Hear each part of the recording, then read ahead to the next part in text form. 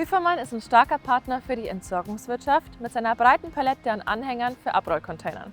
Aber hier muss man unterscheiden zwischen Außenrollenanhängern und Schlittenanhängern. Aber wann nehme ich eigentlich welchen?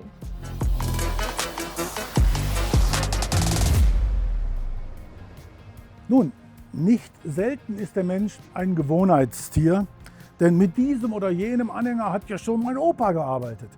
Und dann ist für die Wahl des Fahrzeugs eher die Tradition ausschlaggebend und weniger der leichte Preisvorteil des Außenrollers.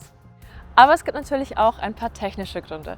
Gewichtstechnisch ist der Außenroller mit seiner breiten wie ebenso stabilen Außenrahmenkonstruktion und der patentierten Rollenführung etwas schwerer.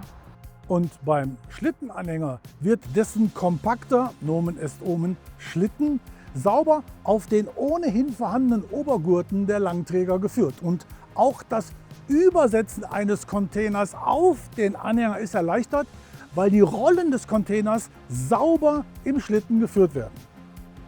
Dafür fährt das Hakengerät an das Heck des Anhängers und schiebt die Mulde auf.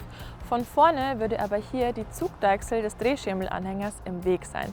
Deswegen gibt es die auch als Option pneumatisch absenkbar für von vorne übersetzbare Anhänger. Das ist natürlich gerade wichtig in der Stadt, in der man ohnehin nur wenig Platz hat.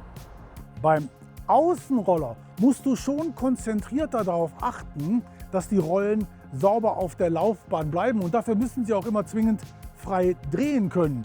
Und genau das ist dem Schlittenanhänger völlig egal, der tut's auch mit festsitzenden Containerrollen.